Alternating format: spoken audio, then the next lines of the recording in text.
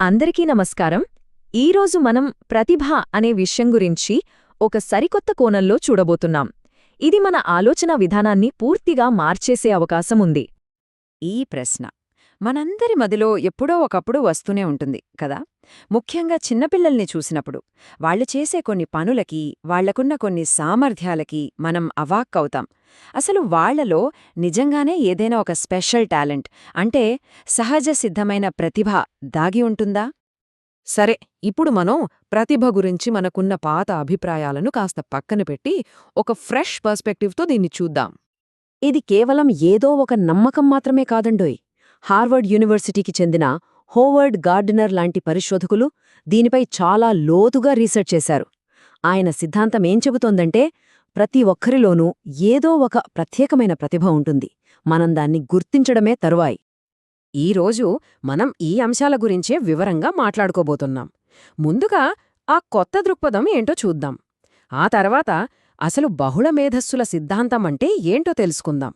ఇక ఆ 8 ప్రతిభలు ఏమిటో ఒక్కొక్కటిగా చూసి చివరిగా వాటిని గుర్తించడం వల్ల మనకు కలిగే ప్రయోజనమేంటో చర్చిద్దాం. ఇక అసలు విషయానికొద్దాం.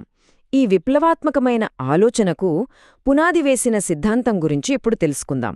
దీని ప్రతిపాదించింది Harvard university professor Howard Gardner. ఇక్కడ మనం అర్థం చేసుకోవాల్సిన ముఖ్యమైన విషయమేంటంటే, తెలివి లేదా మేధస్సు అనేది ఒకే రకంగా ఉండదు. అది ఒక్కొక్కరిలో ఒక్కోలా బయటపడుతుంది. ఈ సిద్ధాంతం ప్రకారం మనలో 8 రకాల వేరువేరు మేధస్సులుంటాయన్నమాట. రైట్, మరి ఆ 8 మేధస్సులు ఏంటో చూసేద్దామా? ముందుగా మొదటి 4 చూద్దాం. ఇవి ప్రధానంగా మనం మన ఆలోచనల్ని ఎలా ప్రాసెస్ చేస్తాం, ఎలా వ్యక్తపరుస్తాం అనే దాని గురించి వివరిస్తాయి. సరే, మొదటిది భాషా మేధస్సు, లింగ్విస్టిక్ ఇంటెలిజెన్స్ అంటాం. అంటే మాటలతో అద్భుతాలు సృష్టించడమన్నమాట. వీళ్ళు భలే అనర్గళంగా మాట్లాడతారు. చిన్నప్పుడు ఇలాంటి పిల్లల్ని మనం ముద్దుగా వాగుడుకాయలోని పిలుస్తుంటాం కదా, అదనమాట సంగతి. ఇక రెండవది గణిత మేధస్సు.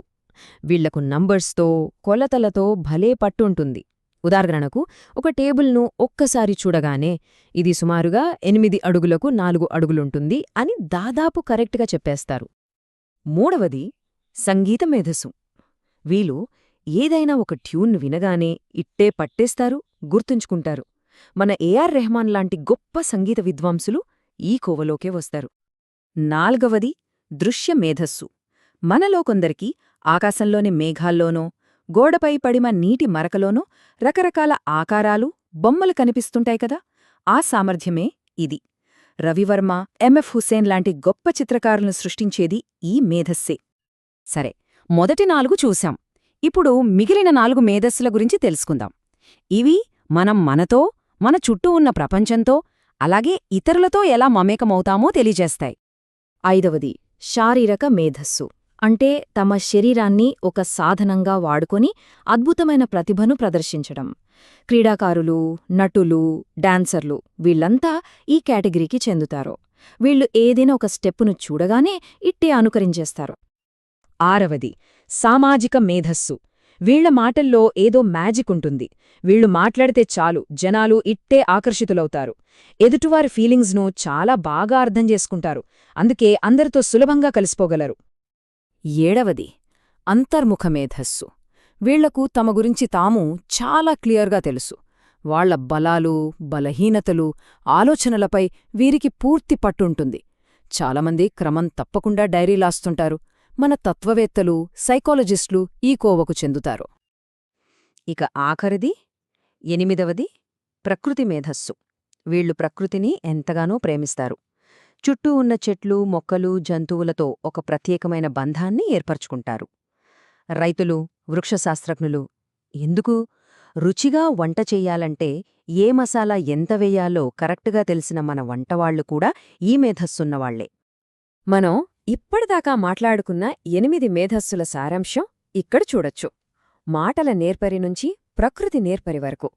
చూశారా, తెలివి అనేది ఎన్ని రకాలుగా ఉంటుందో? ప్రతి ఒక్కటి ఒక అద్భుతమైన సామర్థ్యమే. సరే, ఇన్ని రకాల ప్రతిభల గురించి తెలుసుకున్నాం, బావుంది. కాని అసలు వీటిని గుర్తించడం వల్ల ఉపయోగమేంటి? అది ఎందుకంత ముఖ్యం?